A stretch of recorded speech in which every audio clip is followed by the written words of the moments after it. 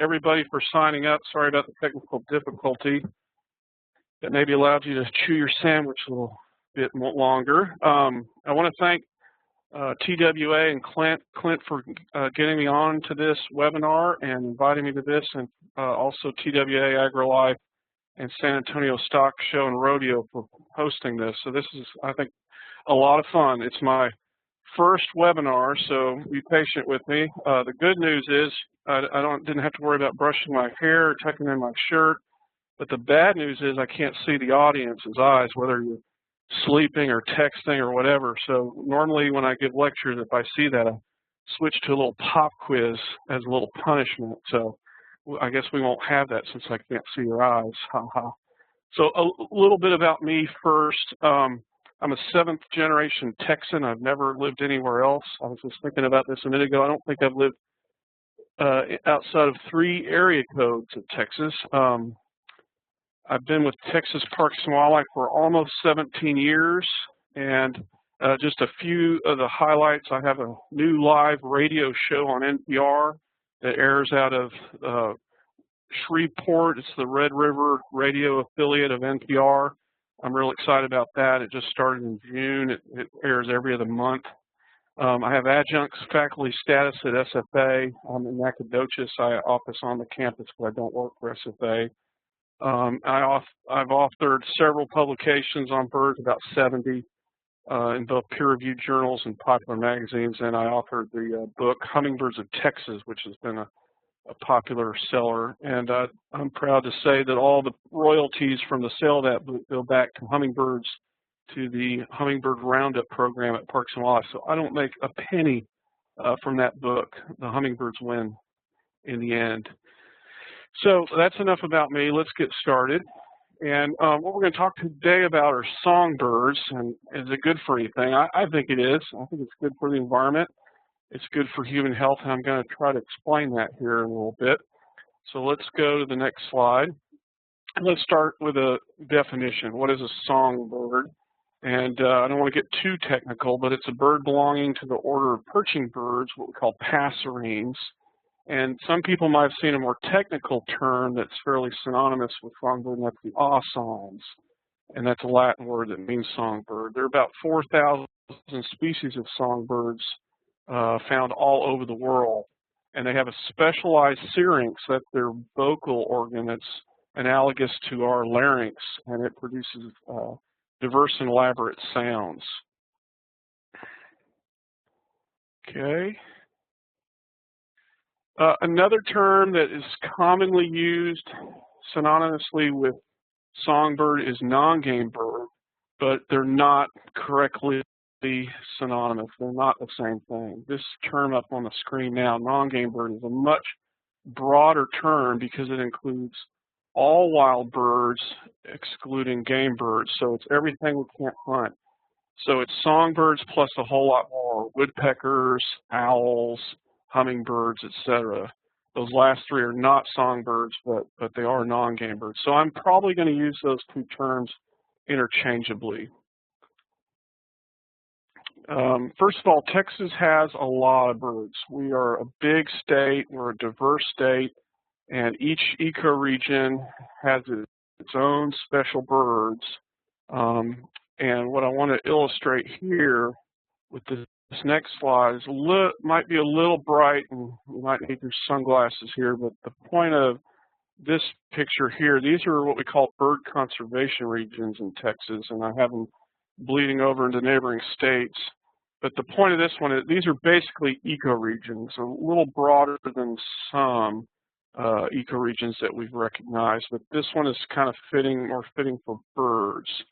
And I think anybody that's driven across the state knows that when you cut through on I-10 or I-20, all of a sudden, after a couple hours, the scenery changes, the habitat changes, the rainfall changes, and thus the bird life really changes. So the point of this slide is to let you know that I have a statewide job. I have to kind of think statewide, and I have to kind of cover things very broadly and not very detailed. So if you want details on one of these BCRs, like the blue one in the middle, that's not gonna be discussed so much today. I have to do more broad brush stroke that will work for anyone from El Paso to Beaumont. I caught somebody sleeping. That's unfortunate. So remember the rule. If I catch anyone sleeping, we're going to have a pop quiz. So we're going to do a little pop quiz, and you just keep the answers in your head. And don't worry if you make 100 or a 0 or somewhere in between. This is for fun. But the main thing is these birds we're going to look at in the quiz are going to come back later in the presentation. So so you can write it down or keep it in your head or just enjoy the picture, and we'll go back and look at these and talk about what they are. Some of these are not Texas birds, including this one. So this is quiz number 1. Bird number 2.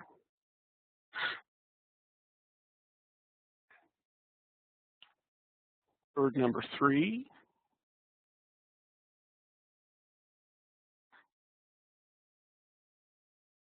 Bird number 4.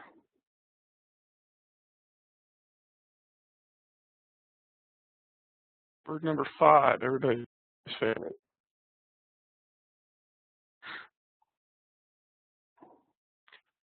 Bird number 6.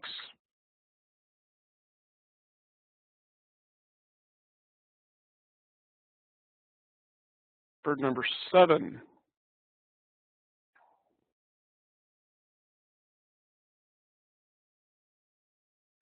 Bird number 8. I'll give you a hint, that is not a mockingbird. 2 more. Bird number 9.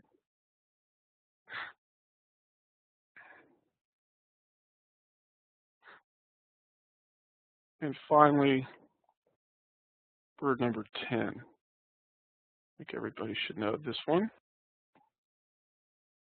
So how'd you do? Well, let's go back and go through the answers real quick.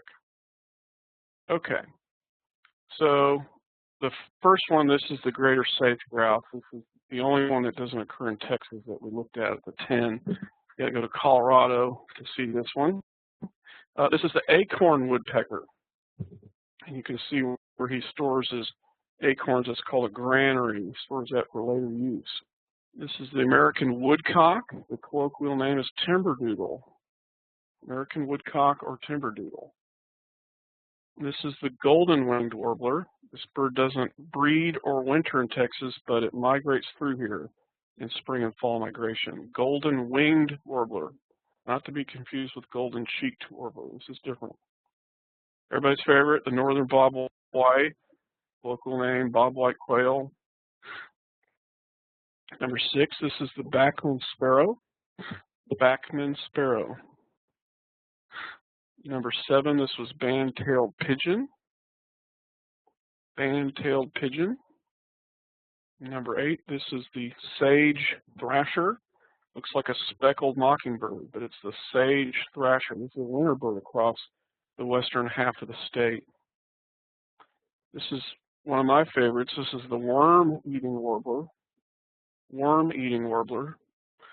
These guys breed here in East Texas, not far from where I live. And of course, everybody's favorite, the wild turkey. Okay, so I hope the pop quiz woke everybody up. I hope you had fun, and we will see these birds again. So let's look at what good are birds. It doesn't matter if they're game birds or non-game birds. Some people might be saying, well, why should I care about songbirds or birds in general? Let's look at what they're good for in our environment, why they're good to you and me. First of all, well, let's see. Okay, they help keep numbers of pesky insects in check. Over half of our birds are insectivorous. And a lot of those birds are migratory because guess what? When it's cold like it's been lately, those birds that are after aerial insects have to go farther south to find food. So when they are with us, they are helping keep those numbers in check of insects. So they're good. Birds are good in that regard. Same thing with rodents. I think it's very old school to think that you've got to control the chicken hawks in your area. Those rodents that they're feasting on are doing as much damage or more to things like quail eggs. So it's good to have hawks in your area. They're getting those rodents that are going to eat the eggs of other birds that are ground nesters. So, and that's the same with owls too. So owls are very good neighbors to have. They're keeping those mice and rats in check. They help remove carrion. I think everybody that's listening has probably seen one or two species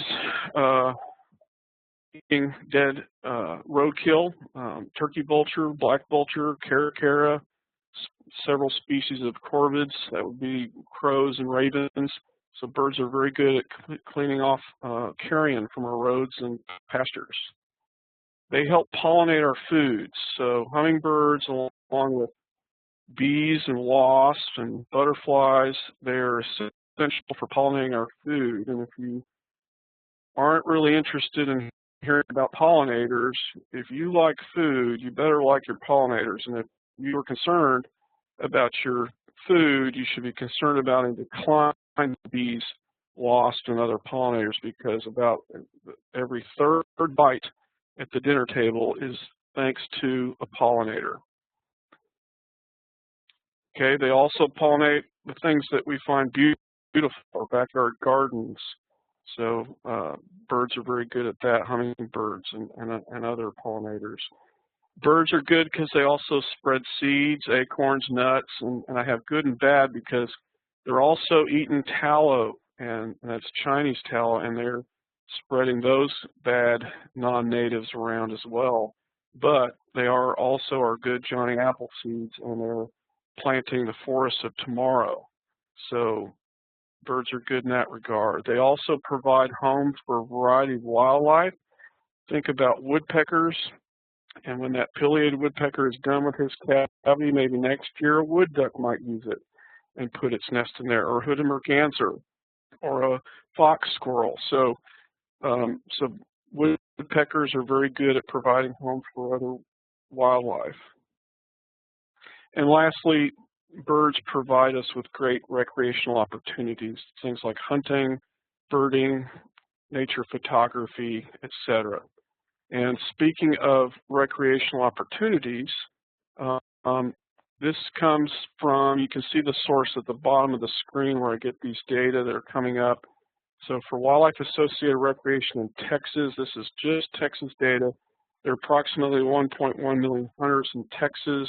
Of course, this is 2006 data, so some of you might look at that and think it's a little different. These data are, 6 or 8 years old. But at the time of this publication, 1.1 million hunters, 2.2 billion in expenditures, and a big economic impact, $4.6 billion. So a good bit of these are bird hunters. You got a lot of dove and duck and quail hunters in there. And then the bird watchers, that's a subset of what we call wildlife watching. So in this report, you'll read that there are 4.2 million people that are wildlife watchers, and that's a big economic impact as well, almost the same as hunting. It's about $5 billion per year just in Texas. And if you travel to some places around the state, you'll see where birding is big bucks. Places like Rockport for whooping cranes, and down in the valley for all the specialties down in McAllen and Harlingen and other places down south. So here's where our quiz birds are going to come back and visit us again. We're going to do what are called odd couples.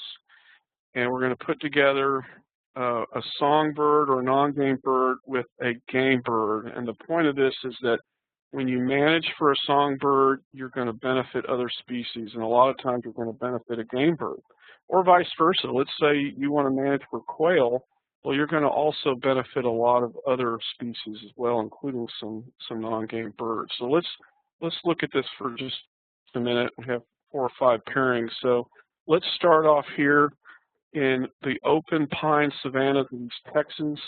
And if you look over here to the right, let's see if I can get the pointer to work. Okay, over here, so we're looking at the eastern part of the state. And those open pine savannas, namely longleaf pine savannas, occur all the way to the Atlantic coast. And those forests have been heavily degraded. There's approximately 3 to 5% of it left.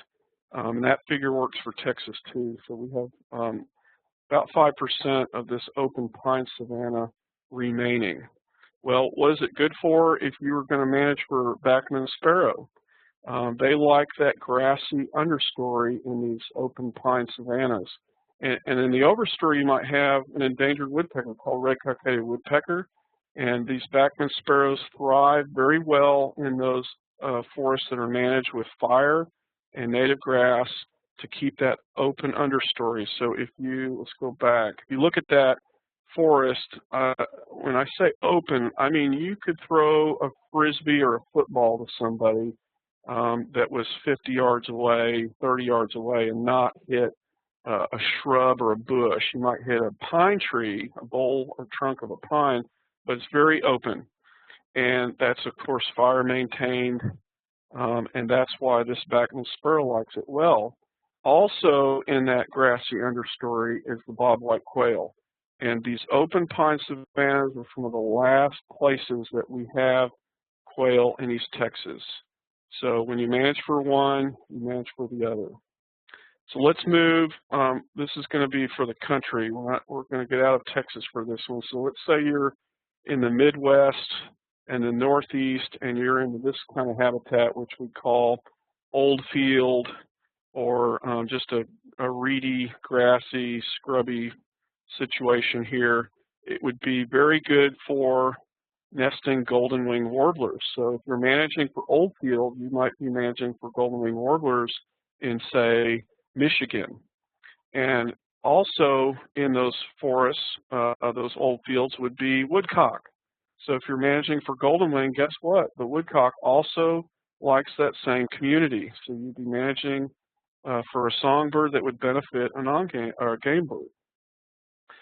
Okay, this whole eastern half of the U.S., it doesn't matter really where you are. So even in Texas, we can talk about this look here in the eastern third of Texas, this open hardwood forest, these open hardwoods, mostly bottomland hardwoods that are very open, and you would be doing that maybe for nesting worm-eating warblers. Well, guess what? If you manage for worm-eating warblers for this kind of a forest community, you would also be benefiting part of the annual cycle of the wild turkey. This is where the turkeys are going to go in the fall and winter to get mast and other food items and cover. So managing for one benefits the other. Okay, let's move out west. Let's move out to the Rocky Mountains or the Cascades or the Sierra Nevadas, and you're up in this kind of a community, very mountainous, a lot of pine and a lot of oak mixed in there. And let's say you want to manage for the acorn woodpecker that we looked at during the quiz. And if you did that, you would, as a non-game bird management, you would be benefiting a game bird, the band-tailed pigeon. So those two species occur together in that community. So you'd be benefiting more than just one. And I think this is the last one here. So this is the sage country out west. And this is what it'd look like. So we don't have any of this in Texas, but I wanted to use it to illustrate a point that if you were going to manage for the sage thrasher in this kind of a scrubland or grassland mix, you would also be benefiting the sage grouse, the greater sage grouse. So managing for one will benefit another. And I'm thinking of a few other odd couples, and one is a bird and mammal, and it applies to a good chunk of Texas, namely the hill country, and that's the black-capped vireo, an endangered species, and the white-tailed deer. And you could argue that healthy white-tailed deer numbers would yield good black-capped vireo habitat. And so what we found in areas where all the scrub or the shinnery oak is all chewed up by deer, you usually had too many deer, and they were small deer, and they weren't very healthy. So when you get those numbers down on the deer, you'll have good shinnery oak and that shrub scrub community for black-cap vireos. So that's another odd couple that we don't often think about. And I like to make that plug because good deer management in parts of the state can be good for endangered species. So you're really helping a lot of things. Your focus is helping the deer, and you might not know you're helping the black-cap vireo, but you are doing it. And it actually, you can having the presence of black-cap vireos could indicate that you're doing something right and that your deer herd is healthy or healthier. Okay, so we're going to go back to the bobwhite. I mentioned that one is found in pine savannas here in East Texas. I think most people know across the state that it is in a super decline. Continentally, about a 65% decline across its global range. So think about that, 65%. Think about that if that was your 401k and it dropped 65%, you would notice it. And it's continuing down for the bobwhite. The last couple strongholds would be the Kennedy sand sheet in South Texas and part of the rolling plains up in Northwest Texas. So just in Texas, this slide here illustrates how a lot of our birds are declining.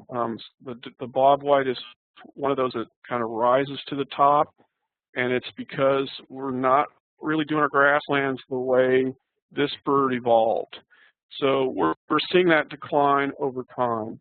And because we've taken away the native grass and we've taken away things like fire, very important, or other disturbances, we have seen the decline in bobwhite quail. So the source here you'll see at the bottom is the USGS Breeding Bird Survey data for Texas, a pretty robust data set, and it's showing a very steady decline. And it started in the late 60s to 2003 as far as this slide goes, but I can assure you that it's going down to the present date. So if you don't like your quail declining, if you want to have better deer herds, if you want to manage for worm-eating warblers or whatever, these are some tips that you can use to help our native birds. So we're going to go through about 10 of these, well, exactly 10, sorry. So you can participate in these. They're completely voluntary. I'm just giving you tips of what you can do no matter if you've got 1 acre or 10,000 acres or more. So whatever you can do is your part and it will help. So this is completely voluntary. No one's telling you what to do.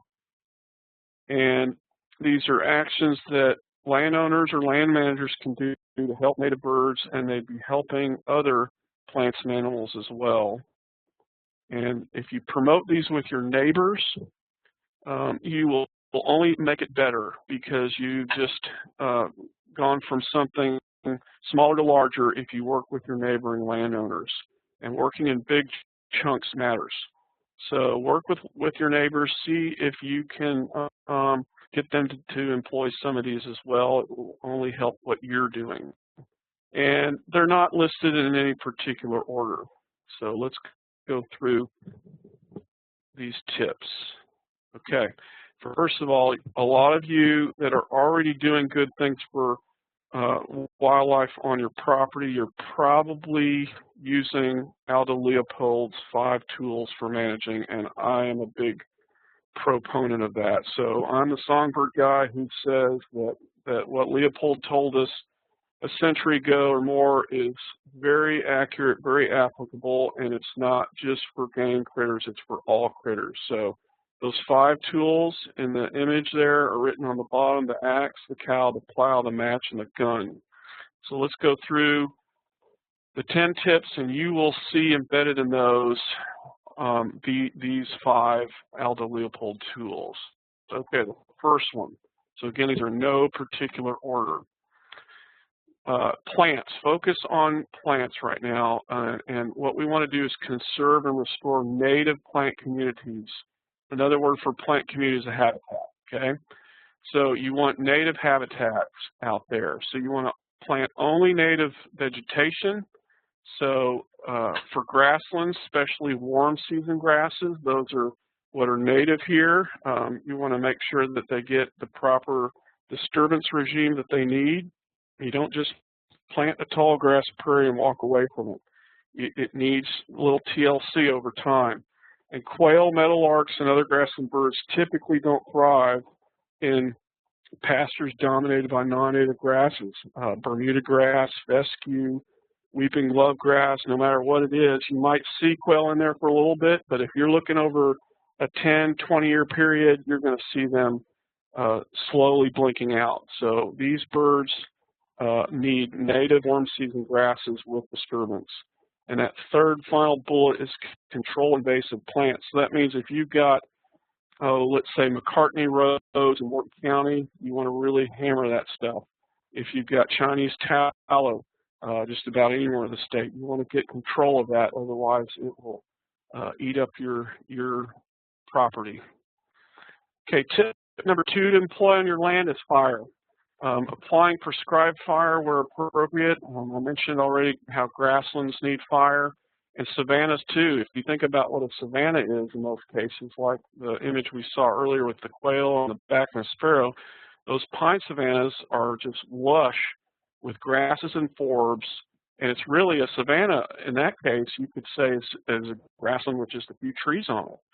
So these types of habitats need fire every few years, and it depends on the rainfall amounts and the range conditions. So I'm not going to give one number for how often this is needed on the property in Texas, because remember we talked about that. What you do in El Paso is going to be very different what you do in Beaumont. So it just depends, and this should be part of your management plan to get prescribed fire involved. Okay, fragmentation, that's something we want to avoid. We don't want to break up large blocks of habitat. We want to retain the big blocks instead of cutting it up and bisecting it over and over again with roads, public utilities, subdivisions, etc. So you want to do things like co-locate. So if you've got already a road in, and then they need to put a pipeline in, see if they can just hug the same footprint of that roadway instead of cutting through more habitat, whether it be forest or grassland or what. So you want to avoid breaking up large blocks of land to smaller blocks. You want to keep things big, okay? And remember to work with your neighbors on that one, because the habitat you're working on might go right to the fence line, and it'd be good if you worked with that neighboring landowner to see if you can continue that over, because birds need big chunks of real estate. Okay, tip number 4, grazing. I think cattle are very important. I think that they are not supposed to stand there their whole life in that one spot, and that's another problem with quail. I think that if we have rotation grazing and native grass, you can have your producers and your quail as well. So what I recommend is limiting populations and impacts of browsing animals, things like livestock, deer, all kinds of exotics, especially in sensitive areas like riparian areas, spring heads, bogs. These kinds of places need to be fenced out. Keep the livestock away from those sensitive areas. They can be heavily degraded quickly, and they might take decades to restore. So what you can lose in a couple months might take you decades to restore, if you can even restore it at all.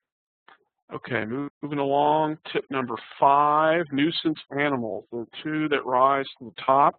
I know that there's been already a webinar on feral hogs, and that is at the top of the list. So it'd be really good if you needed something to do is control feral hogs. You can do that year-round, and think about what they're doing. When they're rooting up habitat, when they're rooting up vegetation, they're rooting up future habitat for your birds. So that should give you enough incentive to control the numbers of feral hogs. At least put some pressure on them if you can't keep those numbers in check. The next one is controlling feral or free-roaming domestic cats, since they hunt and kill birds. And this should go for At home, you should always keep your cats indoors. You cannot take the killer out of the cat. So a lot of people say, well, I give my cat a bowl of food every day and he doesn't need to eat. Well, he still likes to use his skills at hunting and killing things. So you can't take the killer out of a cat. So keep the numbers of cats in control. Otherwise, that can be a problem for our birds. Okay, tip number 6, dead wood. So let a tree fall or a log rot exactly where he fell. You know, and I don't mean that if it's right over the driveway, obviously, but if it's over in the back 40 and no one's over there, and you think, oh, it looks terrible, it doesn't really look terrible because it can provide cover for wildlife. That might be the perch site that you get to see a neat raptor and show that to your kid or your grandkid. Foraging sites, a lot of pileated woodpeckers will feed on downed timber. And then the twigs and leaves and such might be nest material used by birds. So don't feel like you got to pick up all the dead wood or pile it up and burn it. Leave some of it where it lay. Encourage cavity users to nest by leaving snags. A snag is a dead tree that's standing. So leave those snags standing, or even consider putting up man-made nest boxes. And I think a lot of you that are doing Prop 11, one of the things you can do is put up a nest box. And bluebird boxes are popular, wood duck boxes are popular, and you can go online and find blueprints on how to build those and where to place them and so forth. So those nest boxes are a good substitute because there are a lot of birds that need cavities. There are about 85 species of birds in the U.S. that need a cavity to rear their young, and only a handful of them can actually excavate that cavity. So think of woodpeckers and nuthatches, and that's about it. So if you're a wood duck or a hooded merganser or an eastern bluebird or a great crested flycatcher, you need a cavity, but you aren't equipped with the beak and the bill to create that cavity. So you're looking for old abandoned cavities or natural tree rot, and that's what those nest boxes do. They provide birds with that ready government housing, so to speak. Okay, tip number 7, we're back to grass, and I can't stress it enough because I think grass is the one thing that we all have in common, from El Paso to Beaumont, Amarillo, McAllen. Wetlands is another one. We all need to have wetlands, but we really need to have grass. So what I suggest here is that you leave some understory and grassy areas for cover whenever possible. That means don't do the clean farming. Don't mow all the way your fence row. Don't clean out the fence row. I know everybody's tempted to clean the fence row out. I am too with the property I have in Cherokee County, and you know it's easier to maintain it when you can see it. But those woody or thickety fence rows, that's where the quail might be, depending on where you are in the state. Or in my case, that might be where the Buick's wrens are, or the Harris's sparrows in winter. So you want to avoid mowing and plowing the entire property. Leave some natural areas completely unmowed or unplowed. Number 8, selective cutting. Avoid clear cutting large blocks of trees. Try selective harvesting to leave some attributes of natural forest with mid-story and understory. Bullet number 2, leave broad strips of vegetation along waterways to avoid erosion, and that riparian birds have some important habitat as well. And that's, I think, critical because the number one pollutant of our creeks and rivers and streams is soil from erosion. So, and that's usually because we've done things that have allowed waters to move soil into those creeks and rivers and streams and cloud them up. So to avoid erosion, you need to have a broad strip of vegetation along the water. Wetlands. Okay, I mentioned grass is one thing we all have in common in Texas, and the other thing is where we have our waters, and it's probably the second thing we all have in common. Okay, so wetlands are very important. What we want to do is restore natural wetlands. We want to allow natural areas that once experienced seasonal flooding to retain water, things like oxbows, Resacas, that's the Spanish word for oxbow, and that's what you call it down in Hidalgo County or Cameron County. And beaver pond's another one. You don't want to just say that beaver's a pest, break the dam. And that beaver is creating some amazing habitat for your wood ducks, for your red-headed woodpeckers, for your common yellowthroats, etc. So the beaver is a good neighbor to have, especially if it's in the back 40 where you're not too worried about what's going on. It's not flooding your front yard, for example. So bottom line, hardwood forests, for instance, need occasional understory flooding to maintain forest health. So those floodwaters bring in new nutrient-rich soils that lay down and help those forests. It also keeps the understory clean and makes it more open. That's good for your turkeys for walking around. So we want bottomlands to flood. That's also how nuts and acorns and other seeds are dispersed for future forests of tomorrow. So floodwaters can be good. Okay, providing water in the form of a stock tank or stock pond, you know, it looks good, but most of those, the primary reason for building those are to water your livestock. But for birds, if you really want to make it for birds, you have to do a few things to it, because the traditional stock tank is not going to be good for diversity of birds. Yeah, you're going to see a great blue heron, what you call a blue crane maybe, every now and then, but are you seeing lots of ducks, shorebirds, and other birds using it? No, typically because there's not enough shallow areas or perch sites. So if you can make a shallow, muddy area, you might start getting blue-winged teal in there. If you drop a limb that fell somewhere and put that limb in the water, then you've got perch sites for birds. So because that's a lot of problems for your smaller birds. They just don't have anywhere to land. So if you drop a very limby limb, so to speak, in the water, that might be really helpful to the birds. But I think the bigger thing is getting some shallower ends to the stock tank to make it look more like a natural wetland for a variety of birds. And then my 10th and final tip is to go bird watching. And I think a lot of us are doing that. We might be out deer hunting, but when nothing's moving of the four-legged kind, there's a lot of birds flitting around and calling and might be of interest to people. I think a lot of people are closet case bird watchers and they just don't know it, but it's good to come out of the closet and admit it that you like looking at everything. So if you do like looking at everything, I recommend you Google Texas wildlife trails to find the birding hot spots in your area. If you look up in the top left corner, I think most people around the state have seen one of the birding trail signs. That image, that icon, that silhouette will change depending on what part of the state you're in. So this is the black skimmer, and it's for the coastal trails, the coastal birding trail. And with each of those trail signs, there's a map. And so you can get these the information online, or you can buy these maps for about $3 a piece. And if you have an operation where you are thinking about opening to nature tourism, you might be attracting bird watchers and photographers that will stay at your property, but they want to know, hey, what's within 30 or 50 miles of this place?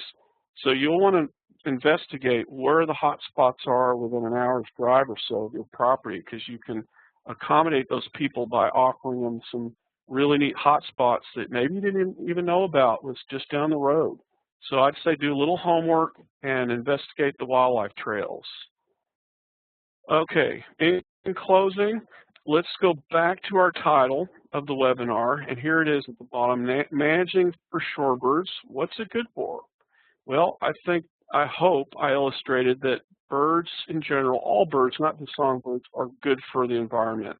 And here are those items that I mentioned. These are visual images of those things I mentioned, like the bluebird keeping the pesky insects in check, the hawk, or maybe the shrike, keeping the rodent numbers in check, the vulture or the crow keeping the carrion numbers in check. And remember what I mentioned about pollinators. If you like to eat, and boy, do I like to eat, I'm very concerned about my pollinators, because remember, every third bite at the dinner table is thanks to a pollinator. Think about that. Your fruits and vegetables, your almonds, all these things are dependent on pollinators. the garden where you like to sit and maybe sip your coffee in the morning and look out at the pretty colors, or the birds using it, we can thank our pollinators like hummingbirds for giving us these beautiful gardens and flowers. Johnny Appleseed. Remember we talked about how these birds are planting our future forests. Well, this blue jay, he's got an acorn, and he's going to go hide it somewhere, but chances are he's going to forget where he planted it. He's going to do what we call caching or storing these acorns in the fall and winter, and so he's going to come back and dig them up later when he's got a shortage of food. He's stored that little nugget for later, but the chances are he's going to forget where he planted it, and there's your future tree. So they are good to have to plant our future forests. Okay, up in the top right corner, the little squirrel, this is a view looking up the trunk of a tree. And look who's sticking his head out of an old woodpecker cavity. So we mentioned how birds build homes for other wildlife. So there he is looking out of a cavity from a woodpecker that has abandoned his hole there in the birch tree. And then finally I mentioned how birds are very good for the environment. They're good for our soul because they provide recreational opportunity. They force us to get up early to go on a duck hunt, like in the bottom screen. They force us to get out and look at birds with binoculars and take pictures. And like I mentioned, those kinds of things, all these things have money attached to them. It costs money to clean our roads of roadkill. It costs money to spray pesticides. It costs money to make food, to go hunting. These things are drivers. So birds are part of the economy. They're here to stay. They're part of our environment. And so to answer the webinar question, I think birds are very important to us and good for us.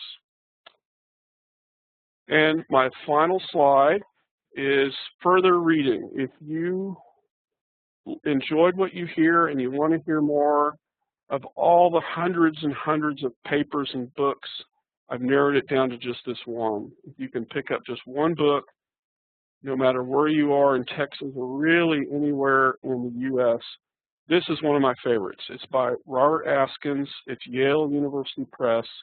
And here's the cover of the book. It's called Restoring North America's Birds. Even if you get the first edition at a used bookstore, it's totally fine. I still have the first edition. I loved it, and I still love it, recommend it. I'm going to read it again soon. But this is my further reading homework assignment for everybody. And with that, Clint, I am finished, and we can move on to the Q&A if there's time. Thank you.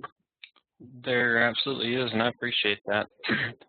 We have a few questions so far, and I encourage everyone to continue posting questions if you have some as we get to these next few. Let's see, our first one says, any suggestions on how to approach or deal with a neighbor who is one of the enthusiastic trap, neuter, and release feral cat program participants and promoters? Ooh, that's a tough one. So am I supposed to see those? Or do I scroll up under chat? Yeah, they're posted in the chat window, but I've just copied and pasted them over on my screen. Okay.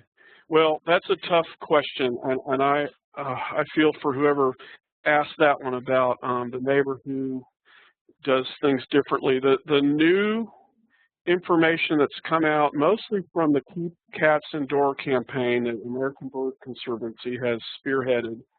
That's a nonprofit that works on birds. They have a really neat program called Keep Cats Indoors campaign. You should Google that. They talk about how the trap and neuter does not work. Trap, neuter, and release doesn't work. And what it's doing is it's just encouraging the killing of the cat to continue. So I think if you have to do something that the neighbor is adamantly against, you just have to do it quietly. And I hope everybody understands what I'm saying there. But maybe the other thing to do is to provide that person with information that the TNR, the trap, neuter, release, does not work in the long run. But I think most of those people their heart is leaning towards the cat in itself and not the lizards and the quail and the songbirds that the cats are eating. So that's a tough one.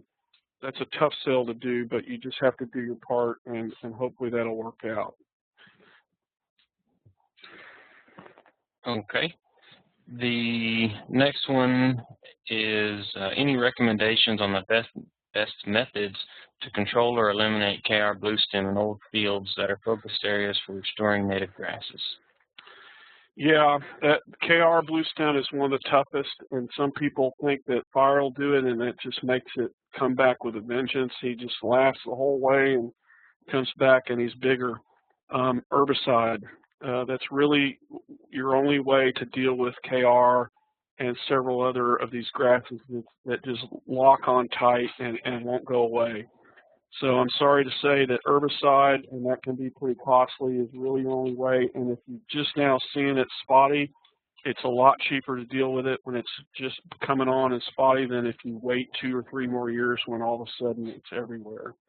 So KR can provide habitat for birds, I would say on a temporary basis, but long term it is not the solution. It's not where the quail and the songbirds are for getting insects and seeds in the long term. They'll get a little bit of cover on a temporary basis, but you really need to knock that stuff out, so my answer is herbicide. Okay. Next is any tips for ensuring that bluebirds will get the nest boxes that we're putting up and not allow other species to take the nest? Okay, that's a tough one too, and what I recommend is try to put up enough government housing for everybody. So instead of just putting up one box, maybe put up 3 or 4, and that'll just greaten your chances and also give a spot for the chickadee or the titmouse that wants to use that box. Now, if you have a problem with house sparrows, also called English sparrows, that is a non-native bird that is not protected by state or federal law, which means you can do any control means you want. In other words, you can open the box and rip out that house sparrow's nest with or without eggs, and you're totally legal, and that would discourage the bird. You might have to do it more than once. And you'll know the difference because a house sparrow just crams the box full of wispy grasses. It's just crammed full, it's thick, and it's almost a dome shape inside there versus a bluebird, which makes just a platform of cushiony material at the bottom. And then another thing is to watch the box, see what parent is coming in and out, and then you'll know the identity. But you can't remove the nest of a chickadee or titmouse or a great crested flycatcher because those are protected and they're cool. I'll tell you, I run a few bluebird boxes, and there's nothing cuter than a recently hatched chickadee. They are just adorable little guys. So what my answer is put up more than one box, even 3 or 4, maybe 5, in hopes that you get your bluebird to pick one, because you might just pick one up and Mrs. Bluebird looks at it and says, this isn't right. It's facing wrong. It's not quite height. So they're kind of picky. So if you put up 4 or 5 and get them in a little bit varied spot on the property, you might find that Mrs. Bluebird will like one of them. So just greaten your chances by putting up multiple boxes. Okay. And are there any disadvantages of feeding songbirds? There are disadvantages to feeding songbirds. I'll tell you the big one is aflatoxin. That is a fungus that is in a lot of the seeds that we feed our birds, and it's a silent killer of birds. And if you've not looked that up, when we finish here, just Google aflatoxin. And you'll find that when seeds get sweaty, stored in trucks and warehouses and big box stores, and they get sweaty here in the South, they can get this fungus called aflatoxin. Birds can't see it, humans can't see it, can't smell it, can't taste it, they eat it and they die. So look up aflatoxin, it's bad news. And so you really have to be careful where you get your seed, and you have to be careful that you're not feeding last year's seed to birds. That's one big problem is with disease. Also, they can pass trichomoniasis on at a common feeder or common bird bath. So you have to consider that. So when you do feed birds, clean your feeder out every few days to make sure you eliminate these diseases, and check your seed. Make sure that you're feeding some of the freshest stuff that hasn't been sitting in a sweaty sack in a warehouse somewhere for months and months. All right. I think we are close to the end of the questions for now. I'll let some people continue to post up. Hold on, I may have missed one yet. Okay, and while you're looking, Clint, let me continue with the bird feeder question, because sure, I don't want to make it sound like it's evil, because bird feeders out our back windows, that can be one of the first magnets for people to fall in love with birds. So I really encourage bird feeding, hummingbird feeders too, but I also really encourage wildscaping, and that might be another keyword for people to Google when they get off this webinar, is wildscape your backyard, and that's landscaping for wildlife. So I do encourage people to put up feeders, but you got to do it right, and I encourage people to landscape for wildlife so they can be in their house, look out the window, and see these things and fall in love with them. And that's the only way we're going to protect these things, is if we fall in love with them and they're dear to us. So I think bird feeders are a great way for people to get hooked. So I don't want it to sound like it's all doom and gloom. I think that you can do it right. And it's just like raising kids. Anybody can raise a kid, but are you doing it right? Sure, I completely agree with that. Any way that we can get more people involved in outdoors and interested in outdoors is better.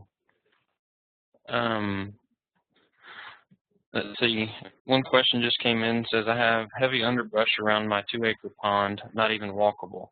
How much clearing and what should be cleared? Okay, repeat that first part. Heavy underbrush around the pond?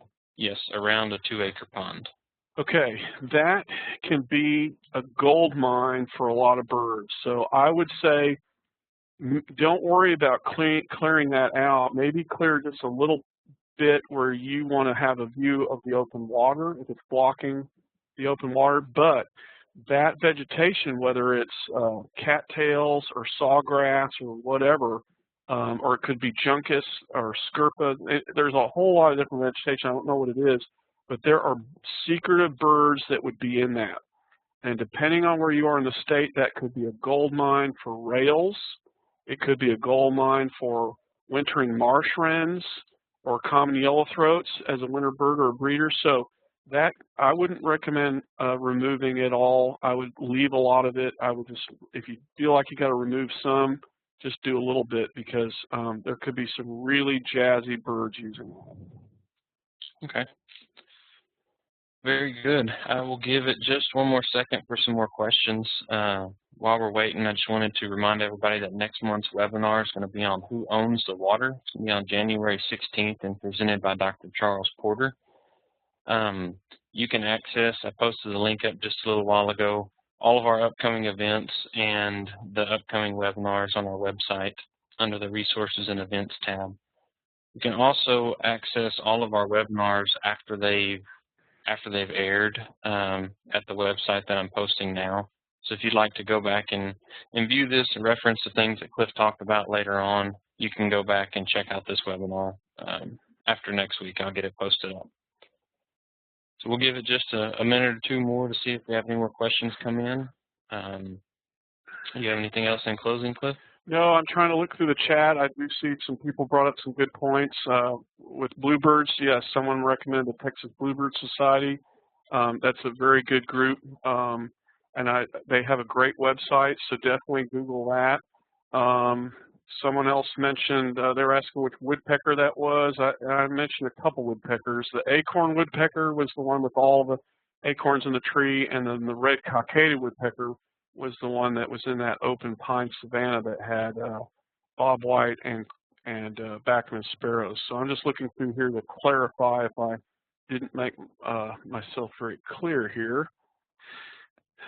Yeah, but I really appreciate everything, and that TWA and AgriLife, and I really enjoyed this, and I hope people got something out of it. Absolutely, it was great. We have one more before we leave. Are there any bad times of year to feed songbirds? Okay, bad times to feed songbirds.